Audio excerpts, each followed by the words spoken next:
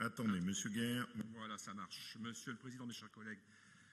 Oui, ce SRADET, c'est un outil majeur pour l'aménagement de la collectivité. C'est un levier pour permettre aux régions de jouer leur rôle en matière de chef de file pour le territoire. Et c'est une bonne chose parce que ce sont bien les régions qui peuvent, par leur regard d'ensemble, leur regard global, garantir les équilibres et en même temps assurer la solidarité des territoires les uns envers les autres.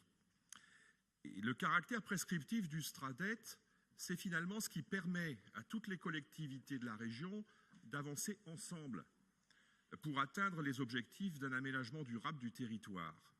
Mais le caractère prescriptif, ça a déjà été dit, demande évidemment un effort conséquent de concertation et d'échange. D'abord, pour construire un document qui soit proche des besoins exprimés par les collectivités et ensuite pour en garantir son acceptation.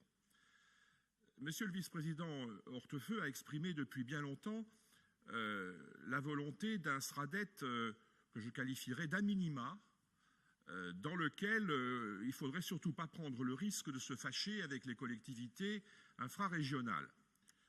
Et d'ailleurs, le contenu de ce que vous nous proposez nous interroge. En effet, sauf erreur de ma part, il nous semble que c'est la promulgation du SRADET par le préfet qui le rend prescriptif. Et donc, à moins de ne proposer que des objectifs de moyen et long terme très vagues ou de ne rien faire figurer dans les fascicules, on peut se demander comment, concrètement, vous allez pouvoir mettre en œuvre la prescriptivité ponctuelle et à la carte que vous appelez de vos voeux.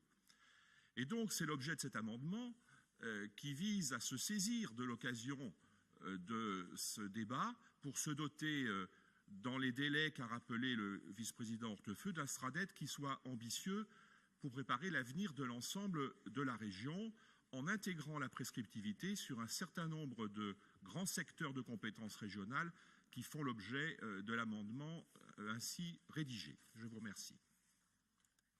Merci beaucoup. Et vous soulevez un point qui est très juste, qui est notamment le point de conflit très caractéristique de ce qu'est la décentralisation à la française. L'État français ayant beaucoup de mal à basculer dans une approche qui est une vraie logique de décentralisation, il donne, mais il met en face le préfet. Un préfet qui n'a plus aucune compétence, qui ne gère plus de crédit, mais qui continue à vouloir piloter à la place des élus régionaux les politiques régionales, ce qui est un vrai drame, mais très caractéristique. Vous voyez, par exemple, on nous a confié des compétences en termes de diplomatie internationale, mais on nous met un ambassadeur à Lyon. Mais quelle folie! Et c'est très caractéristique de ce qu'est l'approche que vous soulevez très bien, qui est la contradiction interne, au fond d'un État qui reste très centralisé dans sa logique et qui n'a toujours pas compris que la réalité de ce qu'il tient dans la main est maintenant très faible. D'où d'ailleurs mon inquiétude face à certaines lois de recentralisation qu'on voit venir, alors que ça fait 30 ans que nous n'avions connu aucune loi consistant à recentraliser.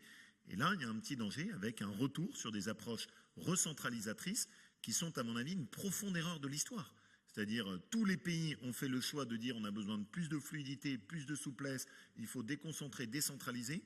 Et là, on a une approche qui consiste à recentraliser, on le voit sur un certain nombre de lois en préparation. Et de ce point de vue, vous avez très bien souligné le danger, au fond, de cette espèce de frottement où on reste dans un entre-deux très flou que vous relevez avec beaucoup de justesse sur le SRADET. Madame Grébert.